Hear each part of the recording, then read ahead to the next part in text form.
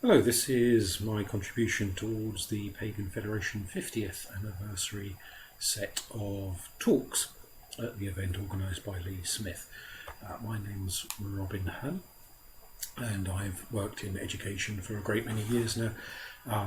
Currently I am the head of sociology at West Suffolk College, but I've also been head of religious studies and ethics and taught various other subjects over the years. In terms of what this presentation is about, I'm going to look at some of the theories, just a few, of the philosopher and educationalist Kieran Egan. Particularly his ideas around cultural recapitulation and focusing in on his arguments around Mythic Framework as a learning and teaching technique, with a slant to think about what it is that paganism can offer to people in the teaching professions in terms of insights into styles and methods of teaching, and vice versa, what the educational profession, with all the various underpinning research and philosophies, can offer towards people in paganism to help us in teaching other pagans about paganism, teaching newcomers about paganism, that sort of thing. And perhaps engaging in a little bit of interfaith work as well. Now, the chap in the photograph here is Kieran Egan.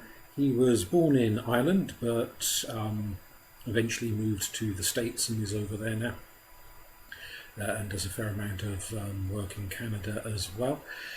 He's a philosopher, a thinker, a prolific writer. Two of his more prominent books are on the slide there: The Educated Mind and Teaching as Storytelling. And it's particularly the idea of teaching as a form of storytelling, which is part and parcel of the Mythic Framework that I want to focus in on today. Now, his argument is that teachers have 5 main domains to draw upon when they're teaching subjects, and some subjects lend themselves more to one domain, or maybe a combination of 2 or 3 domains, and other subjects will lend themselves to other combinations. So he's not saying that every single one of these domains is part of teaching every single subject under the sun. It's kind of tailored to particular needs. Now, I'm not going to make much mention of the sabbatic or the romantic, philosophic or the Ironic domain, but focus primarily on the Mythic Framework, because I think that's the one of main interest to pagans. And it's one that draws upon ideas from within paganism, although I suppose, to be fair to Kieran Egan, he's drawing on ideas from within religion in general in the broadest sense, rather than specifically pagan ideas in this context. In terms of what he means by the Mythic Framework, we'll go on to that slightly more depth in a minute, but he's essentially arguing that there are different learning styles and different teaching styles within each of these domains. So there is such a thing as mythic learning and, if you like, mythic teaching. This idea is based upon a notion which is not something which Egan himself originated. It's an idea that's been floating around with a number of different philosophers, thinkers, psychotherapists and so forth for a while now, within, for example, the remits of narrative psychology. This is an idea we can also track back to people like Sidianus.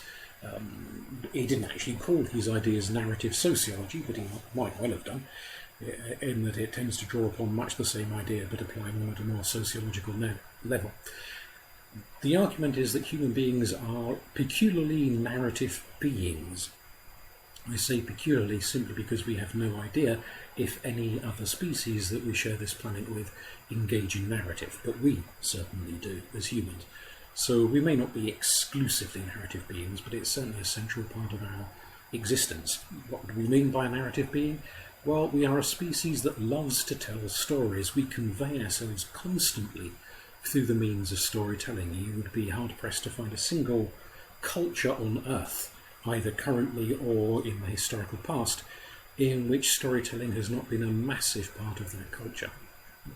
The telling of histories, the telling of religious stories, spiritual, mystical stories, the telling of anecdotes of people who got back from a day tilling the fields or hunting in the jungles or forests or whatever, and told their families about their day, shared their anecdotes. That is a form of storytelling, in which we select what has happened to us and we present it in a certain way, organising themes and events into a certain order. In other words, we're not giving a factual blow-by-blow account of every single thing that happens to us in our day. We're selecting elements and presenting it as a story, as a narrative. And that's essentially this idea that narrative is not just telling stories about dragons and vampires and werewolves and gods and monsters and what have you. It's just telling about your trip to the shop and what happened to you there. But the way you do it turns that series of what otherwise might be quite prosaic events into a story, into a narrative, into a flow with a beginning, a middle, an end, the use of tension, the use of suspense, all kinds of factors that are worked into the telling. So we are entities that love to tell stories. And if we want to expand this out to a more theological level, there is the argument made by a number of different theorists and thinkers. For example, Mark Williams makes the argument that the gods themselves are narrative beings. They convey themselves through the medium of stories, and we as humans understand them through their stories. How did those ancient myths and legends of gods and goddesses begin? Well, it's possible that somebody was just sitting around a campfire one day and plucked a story out of thin air just to kill a bit of time with.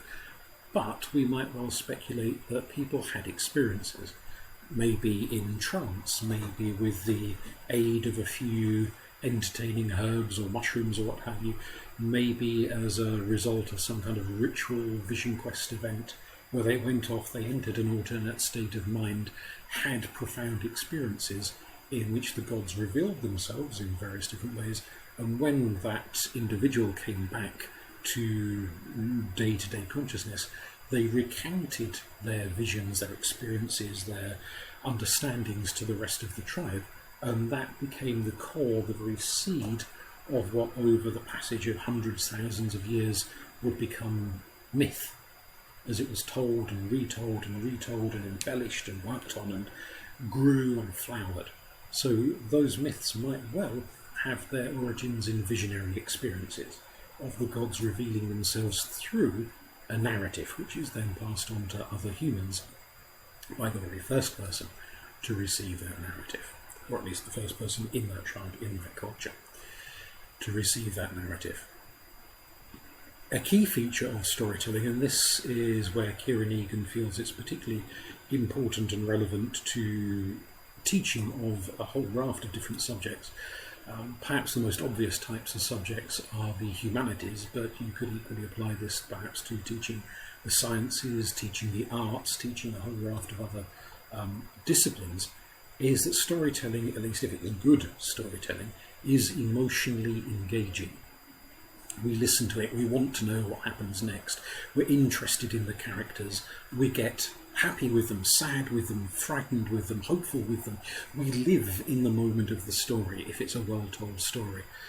Egan's argument is that education should, ideally at least, grip the students, draw them in, make them want to know more, just as we want to know what happens next in the next chapter of the story when we're reading a book. So if someone is teaching us about history, about literature, about art, about theatre, about science, about whatever subject it is that's going, we should be equally as enthused, equally as eager in that we want to know what happens next, because we've become emotionally engaged in the subject. If, conversely, the subject is taught in such a dry, dull, arid way, with the kind of techniques that used to be popular quite a few generations ago, like learning by rote. If any of the people listening to this can remember the days when children had to learn the names of the kings and queens of England and just recite them one after another until it became second nature to them. It's not emotionally engaging, just learning a dull set of names or dates or scientific formula or what have you. If it's just memory by rote, it may well stick in there, but it's not engaging. Egan's hope is that real effective education is emotionally engaging education. And so if the children, or indeed adults, if you're teaching adults, start to zombify out or get itchy fingers to be looking at their phones because whatever's on their phone is far more interesting than what they're being told in the classroom, it's because they're bored, they're switched off. The job of the teacher is to switch them on, engage them, and part of that is emotional engagement. He talks about story structure, as indeed do the narrative psychologists. Story structure is a formula, if you like, that we're used to from both written literature and oral culture. Most of human history has been oral culture, and the vast majority of people have existed primarily or even exclusively within oral culture, in that up until very, very recently, in terms of human history, literacy has been a very limited skill in which hardly anyone could read and write. It's only very recently that mass literacy has become a phenomenon. So for most of our history we've had familiarity with oral storytelling, oral narrative. But whether it's oral or whether it's written down, it's structured. There is a beginning. There is an introduction. Who are the characters? What's the setting? What's the nature of engagement? There are certain recognisable plots. And different people have argued that maybe there's 7 plots or 5 plots or whatever. Different people have had different ideas as to the number of identifiable familiar plots that occur within narrative. So we can recognise what's about to happen. And whilst some people might say, oh, doesn't that make it boring if you know what's going to happen next? Quite the contrary, the argument from within narrative theory is that the familiarity of the plot is reassuring. It gives us a sense that if you're opening up an Agatha Christie murder mystery, you know the killer will be revealed at the end and brought to some form of justice. You don't expect to get to the final page and Miss Marple or Hercule Poirot or whoever turns around and goes, I have no idea who did it, and the book ends. You expect it to be tied up. That's part of the narrative structure. There's a murder, there's a set of clues and investigations, maybe there's another murder, etc. And eventually there is a denouement where all of the clues are explained, everything's tied up, law and order are re-established. That's part of the familiarity. In real life, of course, there are plenty of criminals who get away with their crimes who are never identified, and we never do know who robbed that house or murdered that person or sexually assaulted somebody or whatever. It remains unknown. And that's unpleasant. And the reason narrative is more appealing than reality is because narrative offers us something which reality very rarely does, and that, by and large, is closure. This idea of the power of narrative had been recognised in forensic psychology, the study of the human mind with relevance to crime and court cases and so on, in that, particularly where witnesses are giving evidence in trials, their memory of events, bearing in mind that the period of time between the crime being witnessed and that person then standing in a courtroom having to give evidence before the jury, could be months, it could be years between the one and the other. The passage of time enables our memory to rearrange events into an order that makes narrative sense, but is not necessarily the order in which things actually happened, because real life is not narrative. However, our minds engage with reality with the desire that it should be narrative. So we start to impose an order to events. So if the actual order in which events took place is unsatisfying, it doesn't make sense, at least from a narrative point of view, then when we retell it to somebody else, now whether that's retelling it to a police officer a few hours after the crime, whether it's retelling it to a jury 18 months after the crime, whether it's telling the story of what happened to your friends down the pub the week later, we have a tendency to rearrange the events that happened into a way that fits with narrative structure, almost always without being aware that that is what we are doing. We feel that we are giving an honest, hand-on-heart account of what has happened, but actually our minds are rearranging. Within narrative therapy, there is a recognition that we tend to do this with the story of our own life, not just crimes we witnessed and melodramatic things like that, but if you're telling somebody about events that happened to you in your childhood, could be a therapist, a friend, whoever, we have a tendency to rearrange those events and present them in a way that fits with an overarching narrative. That narrative may be that we're telling a story about people we love and we want to present them in the best possible light. It may be that we're presenting a story about somebody we absolutely hate and want to represent in the worst possible light. There's a dozen and one other narratives that we could be reshaping the events of our lives, genuinely believing what we're saying at the time we're saying it, to present not actual event, but a narrative version of the event to the person we're engaging with. And so part of narrative education is recognizing that this approach to narrative, this love of story, applies not just to memory, not just to therapy, not just to forensic court case psychology, but to teaching, to education, to the way in which we learn subjects. So there may be a kind of a natural narrative, if you're teaching a course of some subject, that you put certain topics in a certain order, because then it will make more narrative sense to the students that you're teaching, rather than putting them in a totally different order, which might not make much sense and make it a lot harder to learn. If you're teaching history, you're teaching the history of people, and makes it, if you bear that in mind, then you can present this as a history of love and hate and hope and fear, of aspiration and ambition and all those kind of human, slightly soap opera type emotional elements, which, even if they are all a bit soap opera, are nonetheless very, very engaging for the class, the students, to listen to and hear and visualise these as people in a drama. And so rather than it being a dry old textbook, you bring it to life and it becomes like a film, or like a BBC costume drama back in the day when BBC costume dramas were actually good.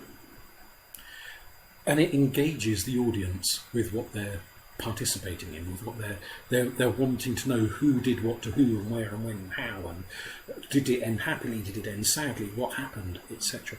It becomes a more lived experience. And so the teacher's job, if you like, from Egan's point of view, is to think, how can I make this topic, whatever that topic may be, engaging for the learners, emotional, dramatic, put it into a narrative structure that makes sense. How can, rather than just presenting them a series of dry old facts, how can I tell them the story of the subject matter at hand? Which for some subjects, as I say, things like drama and art and history and literature and psychology and sociology and things like that, is probably a lot easier than if you're teaching maths or you're teaching people the difference between nouns and verbs and adverbs. It might be a lot harder to put that into a narrative format. Some subjects lend themselves more to story, others it would be a bit more of a challenge to work out a way in which you could convert that into an emotionally engaging story. An element he argues on is this duality, and that duality forms part of the Mythic Framework, which we'll get to in a second. And it's also something which many pagans will recognise, and of course not just pagans, but also, for example, Taoists will recognise the importance of duality. In that he makes the argument, we think mythically, and mythical thinking, which has been argued as almost the default human thinking, often understands the world in terms of dualities. We'll get on to examples of those as we go along, but you could think of very simple things like summer and winter, and the turning of the seasons, and the clash. If you're a Wiccan, you might think in terms of the clash between the Oak King and the Holly King. If you belong to a different tradition, you'll have your own dualities of gods and giants, Tuatha and Venori, various different dualities that exist of dramatic tensions, which in plain narrative, at its most boiled down sense, becomes the goodies and the baddies, the side you're rooting for and the opposition, the hero and the force that's blocking the hero. As Joseph Campbell said, although his works can be a little bit formulaic at times, but as he argued, the force of opposition is not necessarily evil, wicked and monstrous. It exists to test the mettle of the hero or heroine. And so even the oppositional force has a positivity to it, has a worthwhile quality to it, because without the oppositional force, the story, the saga, does not naturally unfold. Now the quote here from Therese Fowler: "The history of storytelling isn't simply one of entertaining the masses, but of also advising, instructing, challenging the status quo," is worth bearing in mind. That it's too easy to take a very postmodern point of view and dismiss storytelling as something that's done to send kids to sleep at night. It's a bit of entertainment, like a soap opera, something like that, for the hoi polloi.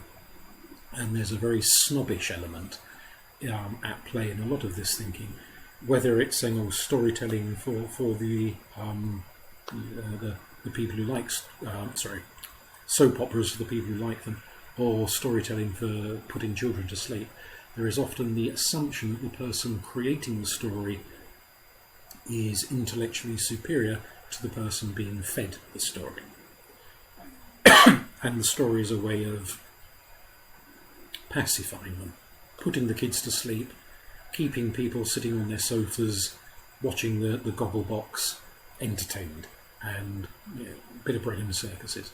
As Fowler points out here, there's a hell of a lot more to storytelling than just that. Storytelling is itself education. It's instructing. It tells you things about the world, about yourself, about society.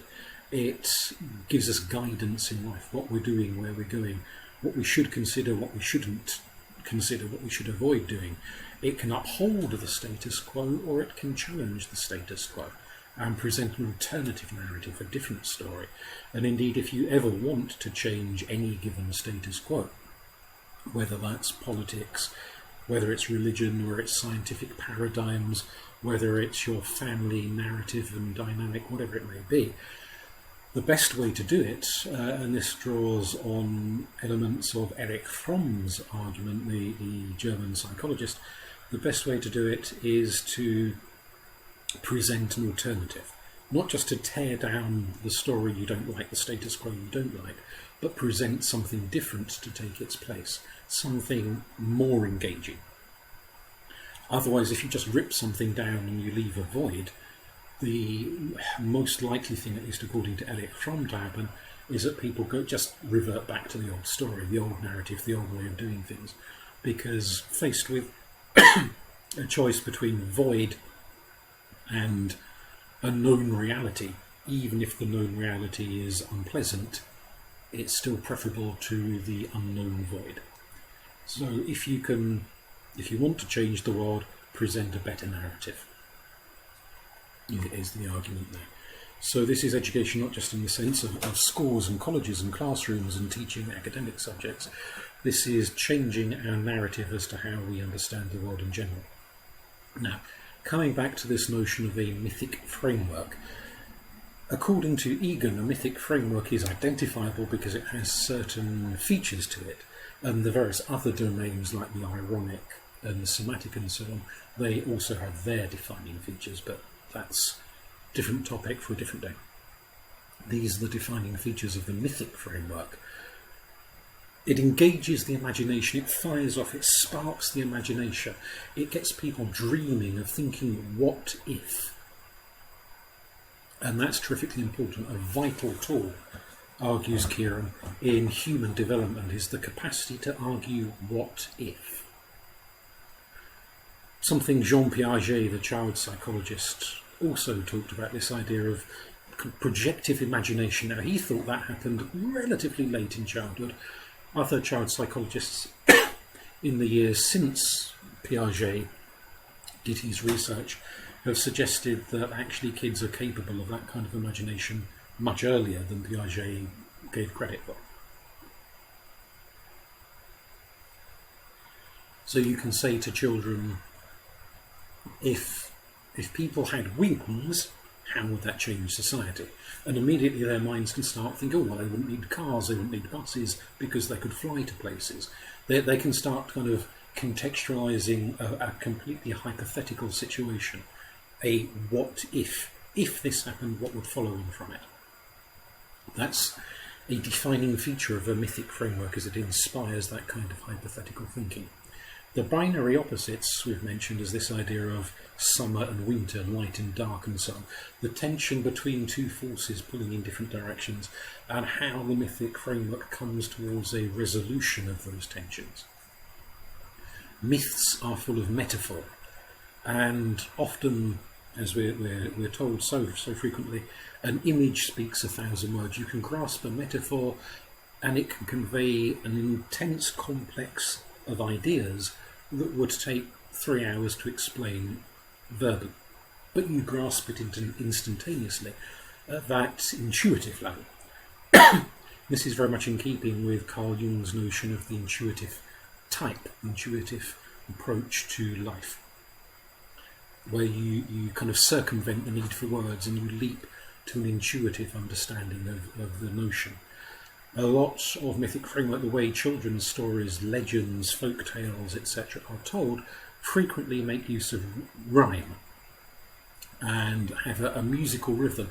Either the whole thing is told in song form, or at least during the story, the storyteller sometimes pauses to introduce a rhyme or a song or something like that, where there is a rhythm, a pattern of word play and word game, and it helps the child to learn the story, or the adult indeed to learn the story. The whole thing is dramatic. It has this emotional tension that's spoken about, and often it inspires roleplay, that the kids want to go and act out the drama of the story. They want to go and in their groups act out the goodies and the baddies, the characters in the tale. They want to be Harry Potter and Voldemort and all the rest of it. They want to be the characters they're seeing on screen in Doctor Who and the Daleks or whatever it may be. They're engaged in the tale. And of course it's not just children that do that. How many pagan groups of adults will, for their ritual gatherings, dress up and act out dramas, like mummers' plays in medieval Europe, acting out the battle between summer and winter, light and dark, the romance between god and goddess. Whether we're talking Wiccan stories or in Druidry or heathenry or Cometicism or Hellenismos or whatever it may be, there is always this potential for role play, to act out, for people to step into the role of gods and goddesses and kings and queens and heroes and villains, and play out the scenes in the stories.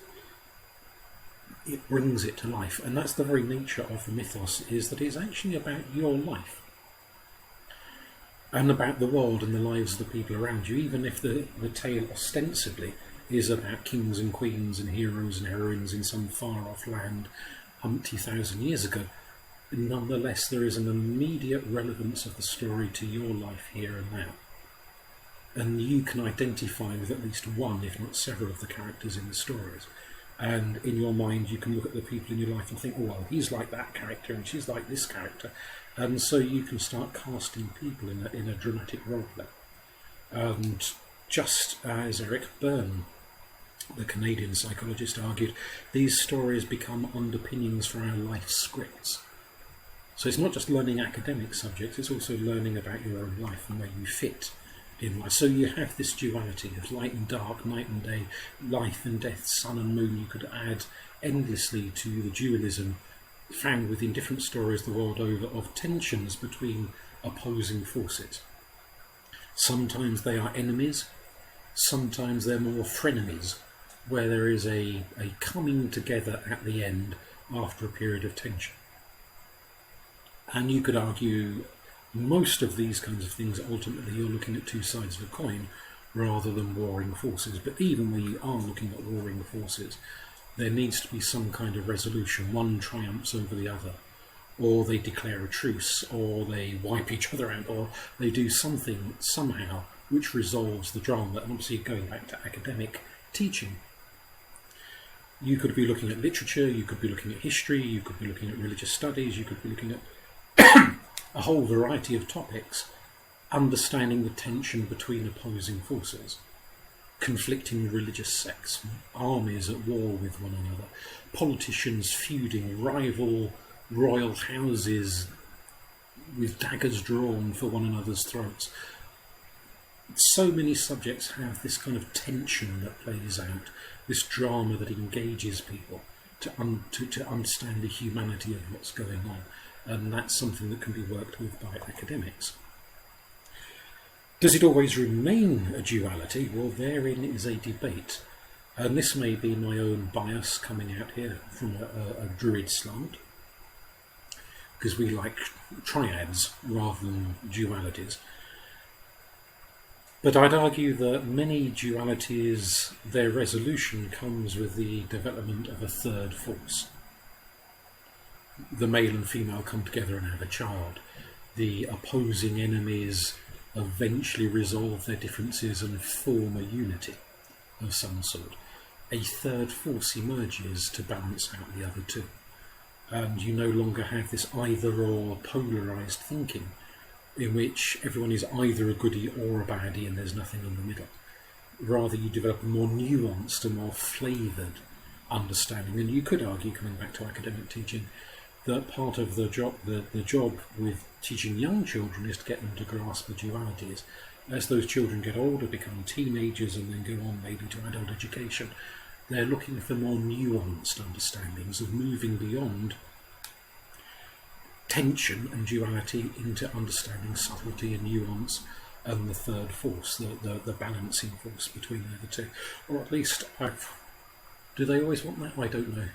Sometimes when I look on social media, all I see is people who relish tension and hatred and hostility, and indeed social media seems these days to have become little more than an experiment in how to set people at each other's throats. Whether they're arguing over politics, whether they're arguing over vaccines, whether they're arguing over who wears a mask or doesn't wear a mask, it's a constant struggle between two forces in opposition to one another, rather than understanding the emergence of third forces, of middle grounds, of alternate options that are not in opposition to each other. But that's maybe an aside there. But I'd suggest this is an area we can give consideration to, for those of us who teach either teenagers or adults, is developing nuance and subtlety and the wish to move beyond conflict and tension into resolution.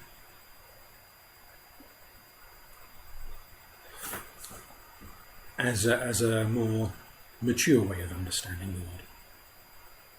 And so what begins with Egan's duality, I'd suggest could branch out beyond his duality into something more nuanced eventually, and a more subtle way of understanding.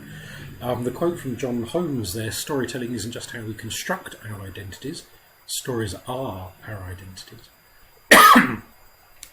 Excuse me, I'm a ropey old throat today. Identity is obviously the fixation du jour of the last few years.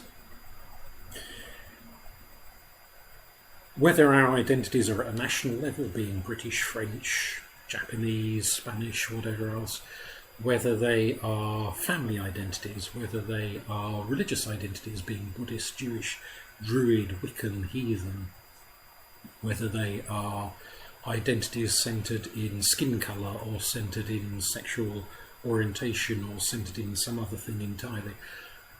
All of those identities are conveyed through the medium of story. When we meet people who don't share our identity, we introduce ourselves to them, explain our identity, if you like, by telling stories about our people, where we come from, how we live our lives, what we do, where we're going, what we like, what we don't like.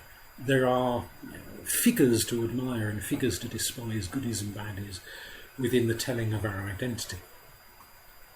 So not only do we, maybe as we join groups, we form social identities, we learn the stories of the group. So somebody maybe as a new pagan, they come along, they join a coven or a clan or a hearth or whatever it may be, and they learn not only the myths of gods and goddesses and so forth, but they learn when did the group start, who were the founding members, where do they meet, have they had any rifts in the past, have they had good times and bad times. They learn the stories of the group, both that small group and the kind of the bigger picture, the worldwide setup. And that set of stories become part of them as they absorb the new identity. of learning to say I am now, a Wiccan, a Kemetic, a Hellenic, a Druid, a whatever. I am part of this, I have this identity, I share these stories. And contributing their own two pennyworth to that set of stories as well. So it becomes part of a sense of who we are. And our identity, our notion of who we are is shaped by the stories we hear. Both the positive stories and the negative stories. And you can look at histories of different groups, particularly groups who've had a very rough time of it in the past, of how they may have had positive stories they told amongst themselves, but perhaps they were also aware of the negative stories told about them in the wider community. So there are, for someone who's Jewish, the kind of Jewish folklore they have amongst their own communities, but also where they've been living historically in communities with a lot of anti-Semitism, they'll be very aware of the kind of horrible stories that get told about them by not everyone in the wider community, but by some people at least in the wider community. And so there is a participation in both the good stories and the bad stories. And you can apply that within a pagan context, because obviously there have been very negative stories told about us historically, as well as the stories we've told about ourselves. And we understand part and parcel of that. And the understanding of stories and where we fit into those is something that goes on. These stories also form part of what you might call a meta-narrative, in that we have our own individual stories, my story, Robin's story, where I was born, where I grew up, where I went to school, who I love, who I hate, all the rest of it. All of the stories of the things that have happened to me as an individual.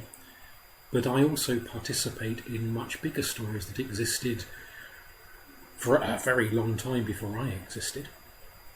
So as a British person, I'm aware of the stories of Britain that have been knocking around for hundreds, thousands of years. As a pagan, I'm aware of pagan stories. As a druid, I'm aware of stories about druids. In fact, given how very few facts there are about druids, you could argue historically, if we're going back to the ancient times, pre-Roman times, almost all of it is story. There's very little fact, so most of it is kind of, I hesitate to say make it up as you go along, but there is a lot of it that is, shall we say, more poetic license than hard fact. And those poetic licenses have been doing their rounds much longer than I have.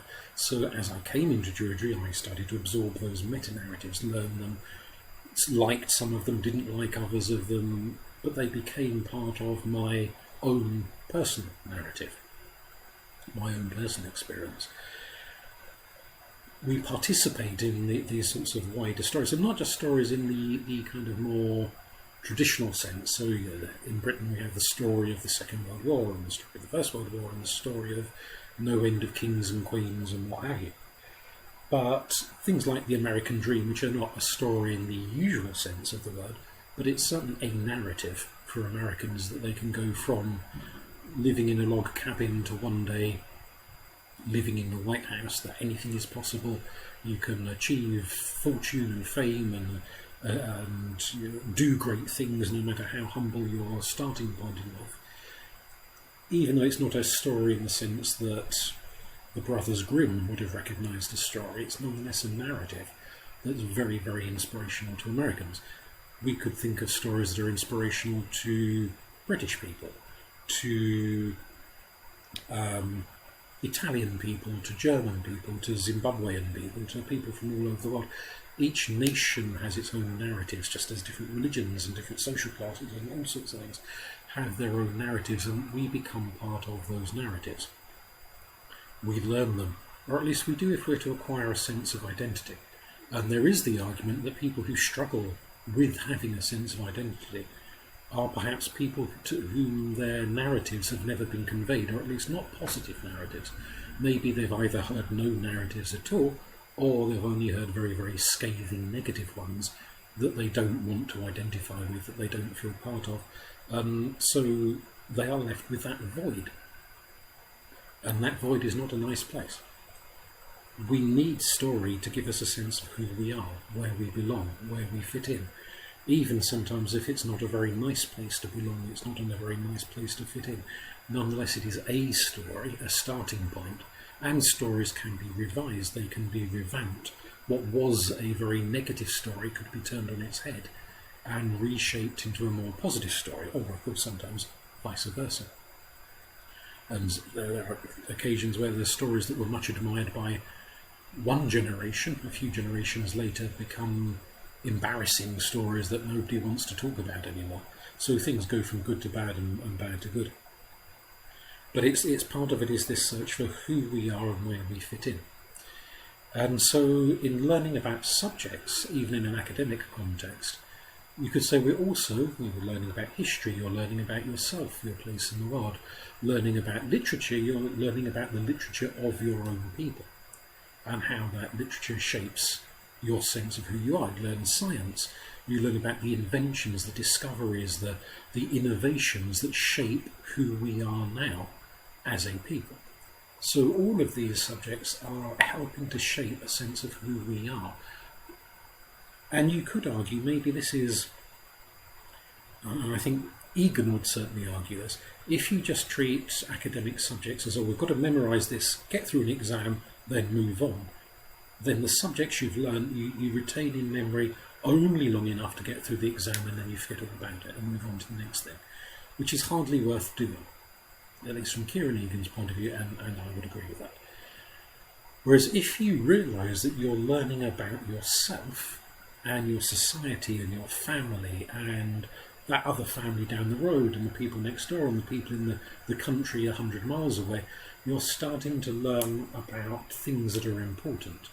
You're not just saying, this is a bunch of topics, names, dates, facts, figures, formula, I've got to memorise them to get through an exam and then I can forget all about it. You're not doing that, you're saying, I am learning about life with a capital L, about the nature of reality, about who I am and where I fit into that reality.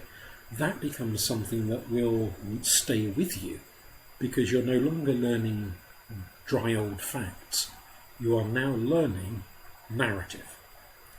And narrative, Egan argues, and I'll back him up on this, engages the mind in such a way that even if occasionally you do forget some of the names and quite who did what to who, and maybe bits of it become blurry after a while, nonetheless you remember the key elements of the story, the emotions, the passions, the drives, and how it relates to you and the person you are and the society you live in and the people you live amongst. And so there is a passion there, something that sticks with you. Now, if we try to bring that into a sense of paganism rather than academia, we can argue that there are broad narratives for paganism in a very general sense, but also specific traditions have their own particular narratives within that. And some of these narratives are very, very emotionally engaging. And the key issue here, which is something that the narrative psychologists note, is that sometimes the most emotionally engaging stories are not necessarily true. In the sense that they don't necessarily recount things as they happened, but they engage the emotions tremendously. So we can think, when I first came to paganism, we used to have this idea of the burning times, and the stories told of witch hunts and witch burnings and witch hangings and all the rest of it. And vast numbers were bandied around, and there were stories told that were very emotionally engaging of persecuted witches, hiding in the dark, and evil old witch hunters coming after them, twirling their big moustaches, and all manner of other grim things that would make for a really gripping film. But, as various historians have pointed out over the years, are not necessarily terribly accurate. But the power is in the narrative, not in the dry facts and figures. Perhaps because when those figures are presented in a dry way, the mind switches off to them. If they could be presented in an engaging way, in an emotional way, in a dramatic way, we might be more interested in a story based on actual fact, but presented in an intense, engaging narrative fashion, than we would in a story with very little fact to it, but a hell of a lot of drama and passion and narrative to it. Likewise, the image of wise old druids is very evocative, very grasping, and tales of Vikings and the Norse people and so on can be very, well, for some people frightening, and for other people incredibly inspiring and enamouring and engaging.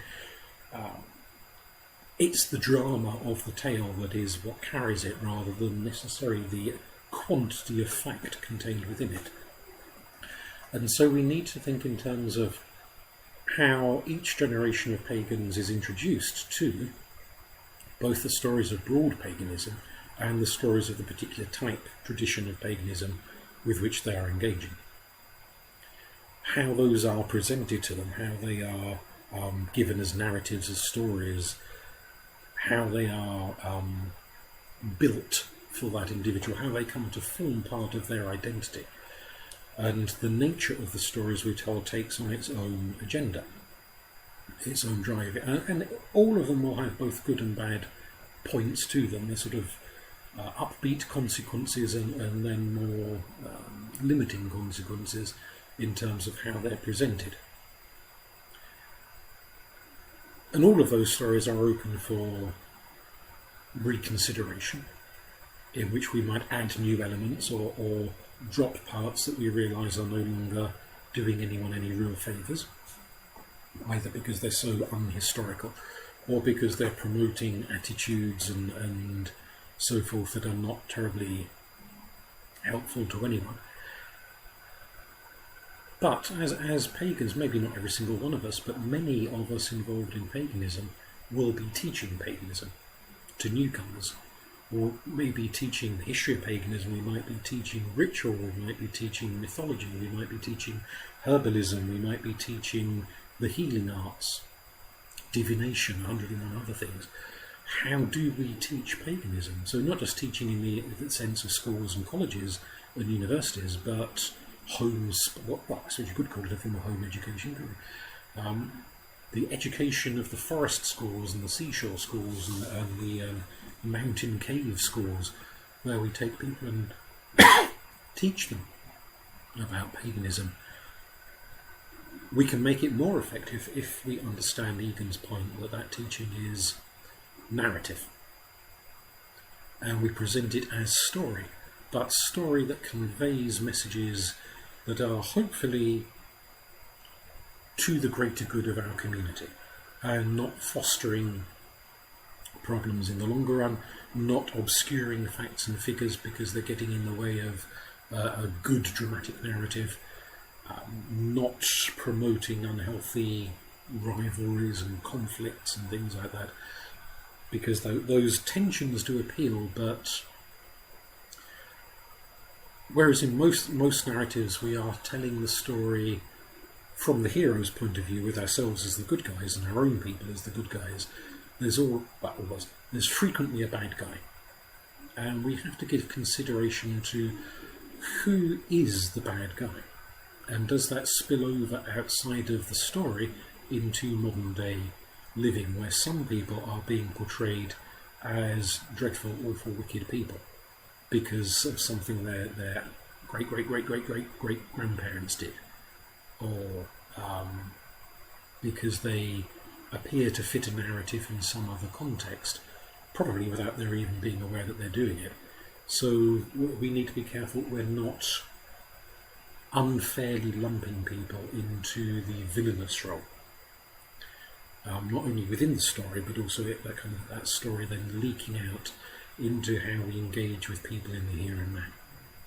But I notice I've gone a bit over time, so I'll draw this to a conclusion, and if anyone does have any questions, I believe Lee is coordinating a chance for you to pose questions to the various different speakers, myself included, and we can bounce some of these ideas back and forth, and I can maybe give some pointers to anyone who finds Egan's ideas interesting, or the notion of narrative within education interesting. But for now, thank you for listening. Goodbye.